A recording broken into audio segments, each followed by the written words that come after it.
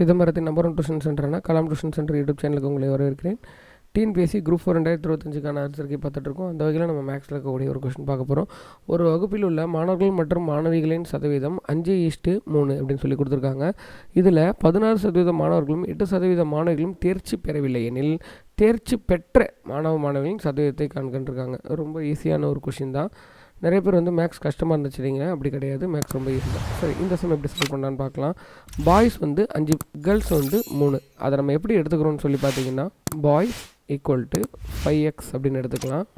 Girls வந்து 3x கொடுத்துருக்காங்க. So டோட்டலாக வந்து 8x அப்படின்னு ஞாபகம் வச்சுக்கோங்க. இப்போ நம்ம ஆன்சர் கண்டுபிடிக்கணும்னா பர்சன்டேஜ் வேணும் நமக்கு. எத்தனை percentage boys fail? 16% of boys வந்து ஃபெயிலு இல்லையா? அதை நம்ம எப்படி எழுதணுன்னா 16 divided by 100 into 5x அப்படின்னு நமக்கு வேணும்.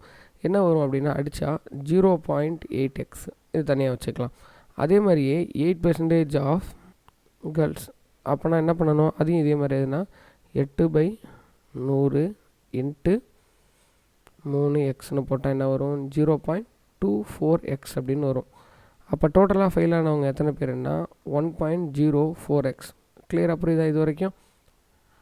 இப்போ கொஸ்டினில் என்ன கேட்டிருக்காங்கன்னா தேர்ச்சி பெற்ற மாணவர்களோட சதவீதம் கேட்டிருக்காங்க. அது எப்படி கண்டுபிடிக்கிறதுன்னு பார்க்கலாம். மொத்தம் ஸ்டூடெண்ட் வந்து 8x இல்லையா? அப்போ 8xலேருந்து 8x மைனஸ் நமக்கு என்ன கிடைச்சது, 1.04x வந்து நம்ம மைனஸ் பண்ணிடணும். மைனஸ் பண்ணிட்டு என்ன கிடைக்கும், 6.96x அப்படின்றது கிடைக்கும். சரியா? பாஸ் பர்சன்டேஜ் வேணும் அப்படின்னு சொல்லி பார்த்தீங்கன்னா 6.96x டிவைடட் பை 8x, அதாவது பாஸ் ஆனது டிவைடட் பை டோட்டல் இன்ட்டு 100% போடணும். இன்ட்டு 100% போட்டோம் அப்படின்னா நமக்கு என்ன வரும்னா 87% வரும். ஸோ ஆன்சர் வந்து ஏ. புரியுதுங்களா? ஸோ இந்த மாதிரி வீடியோஸை தொடர்ந்து பார்க்குறது கலாம் டியூஷன் சென்டர் யூடியூப் சேனலை சப்ஸ்கிரைப் பண்ணிக்கோங்க. தேங்க்யூ.